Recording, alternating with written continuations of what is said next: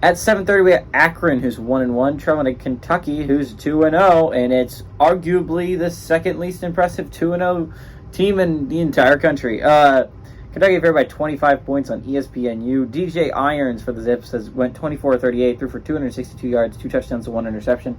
Drake Anderson on the ground has had 13 carries for 67 yards, and Daniel George has had 6 catches for 100 yards. Devin Leary, the transfer from NC State, has gone 42-69, thrown for 540 yards, 5 touchdowns and 2 interceptions. Ray Davis has had 26 carries for 164 yards and 2 touchdowns, and Tavian Robinson has had 9 catches for 174 yards and 2 touchdowns.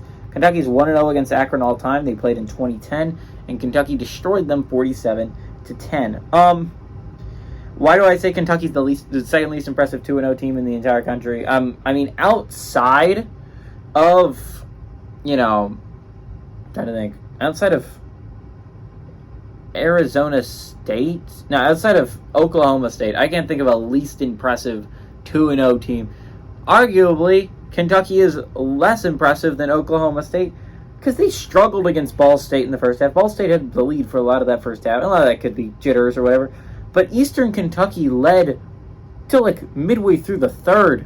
Eastern Kentucky was leading Kentucky for the majority of that football game. Eastern Kentucky looked like the better unit, which is insane. You're talking about an SEC team. The FCS team looked way better than them. It's not Vanderbilt. We're not even talking about Vanderbilt when we're talking about this. We're talking about Kentucky. The thing is, Kentucky's not, their problems are solvable. Their problem, mainly in my opinion, is the fact that you can't protect Devin Leary. Your offensive line has not done a good job of protecting Leary, and when he has no time to throw the football, he's obviously going to make a good amount of mistakes, right? It's not insane to think he's going to make some mistakes when you're not going to throw the best balls when he's under immediate pressure. It just isn't going to happen. Devin Leary's not going to be he's not, I don't know, Patrick Mahomes or whatever. He's Devin Leary. He's a good quarterback.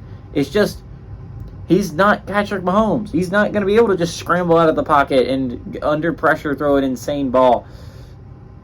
Even those guys need protection, and the fact is Devin Leary doesn't have that right now. The Wildcats need to figure out how to get him protection and fast. Otherwise, he will be hurt by the end of this year, which I don't want to happen. Devin Leary is a fun quarterback to watch play football. He's good. I think Akron actually somewhat keeps us close, and it's heartbreaking to say, but Kentucky's not played well through its first 2 games, and I don't know if it changes with the third. Give me Kentucky to win, but Akron to cover the 25-point spread.